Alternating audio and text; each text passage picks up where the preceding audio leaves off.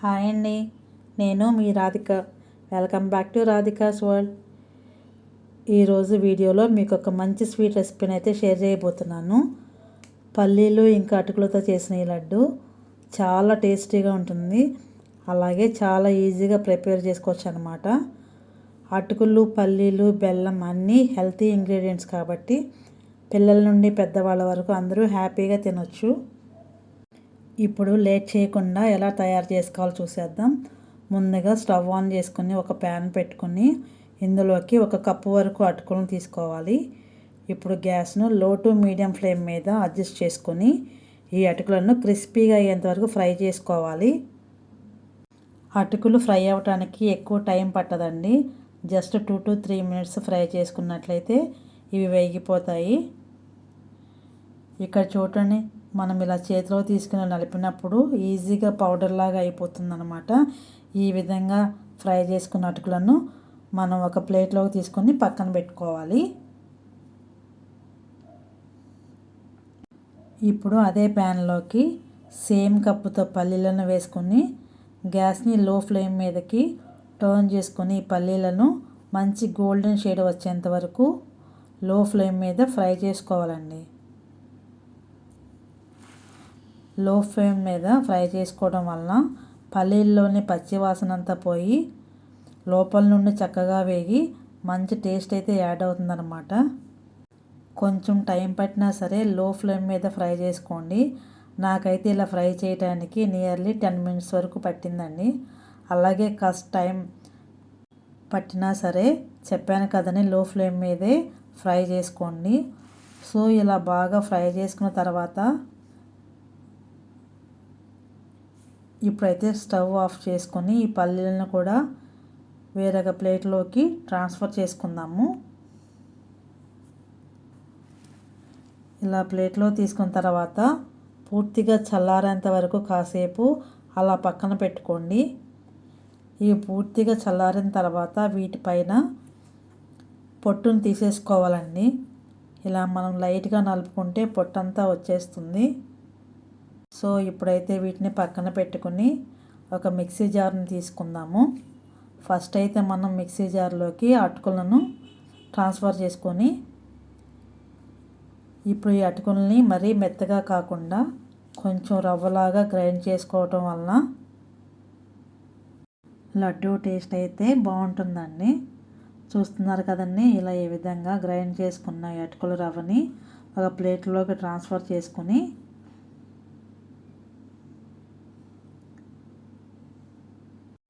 ఇప్పుడు అదే మిక్సర్ జార్లోకి మనం వేయించి పట్టు తీసుకున్న పల్లీలను కూడా యాడ్ చేసుకుందాము. ఈ పల్లీలను కూడా మరీ మెత్తగా కాకుండా మరీ బరకగా కాకుండా గ్రైండ్ చేసుకోవాలి. దీనిలోకి నేను ఒక 5 ఇలాచీని కూడా యాడ్ చేసుకుంటున్నాను. ఇక్కడ చూస్తున్నారు కదా, లైట్గా బరకగా ఉండేలాగా చేసుకుంటే సరిపోతుంది. ఈ మిశ్రమాన్ని కూడా మనం అటుకుల రవ్వలోకి యాడ్ చేసుకుందాము. ఇలా కొంచెం బరకగా ఉన్నట్లయితే టేస్ట్ అయితే చాలా బాగుంటుందండి. సో ఇప్పుడైతే రెండింటిని బాగా కలుపుకోవాలండి. ఇక్కడ చూస్తున్నారు కదా, ఇలా బాగా కలిపిన తర్వాత ఈ మిశ్రమాన్ని రెడీగా చేసి పక్కన పెట్టుకొని స్టవ్ ఆన్ చేసుకొని దానిపైన ఒక గిన్నె పెట్టుకొని అందులోకి ఏ కప్పుతో అయితే మనం పల్లీలు అటుకులు తీసుకున్నామో సేమ్ అదే కప్పుతో 1.5 కప్పుల వరకు బెల్లం తురుమును యాడ్ చేసుకోవాలి. 1 కప్పు పల్లీలు 1 కప్పు అటుకులకు 1.5 కప్పుల బెల్లం వేసుకుంటే స్వీట్నెస్ అనేది కరెక్ట్గా సరిపోతుంది. ఇప్పుడైతే ఇందులోకి ఒక హాఫ్ కప్ వాటర్ అయితే యాడ్ చేసుకోవాలి. గ్యాస్ని మీడియం ఫ్లేమ్ మీదుగా అడ్జస్ట్ చేసుకొని ఈ బెల్లాన్ని కలుపుకుంటూ కరిగించుకోవాలి. ఇలా కలుపుతూ ఉంటే బెల్లం అంతా కరుగుతూ ఉంటుంది. చూడండి, బెల్లం అంతా చక్కగా కరిగిపోయింది. ఇక్కడ మనకు ఎలాంటి పాకం రావాల్సిన అవసరం లేదు. జస్ట్ ఇలా మెల్ట్ అయిపోయి ఇలా ఉడకటం స్టార్ట్ అయితే సరిపోతుందన్నమాట. ఇప్పుడు స్టవ్ మీద ఒక ప్యాన్ పెట్టుకుందాము. ఇలా ప్యాన్ పెట్టుకున్న తర్వాత ఇందులోకి 2 టేబుల్ స్పూన్స్ వరకు నెయ్యి వేసి కరిగించుకోవాలి. నెయ్యి కరిగిన తర్వాత అందులోకి కొన్ని జీడిపప్పు పలుకులు, కొన్ని బాదం పప్పు పలుకులను వేసుకొని వీటిని మంచిగా వేయించుకోవాలి. ఇక డ్రై ఫ్రూట్స్ ఇవే కాకుండా మీకు నచ్చిన డ్రై ఫ్రూట్స్ని యాడ్ చేసుకోవచ్చు. సో ఇలా తిప్పుతూ ఉంటే కొంచెం గోల్డెన్ బ్రౌన్ కలర్లోకి వచ్చిన తర్వాత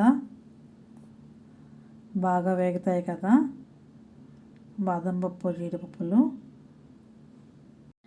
ఇందులోకి ఒక 1/2 కప్ వరకు ఎండు కొబ్బరిని వేసుకొని ఇప్పుడు గ్యాస్ని లో ఫ్లేమ్లోకి టర్న్ చేసుకొని ఈ కొబ్బరి కూడా మంచి గోల్డ్ షేడ్ వచ్చేంత వరకు ఫ్రై చేసుకోవాలి.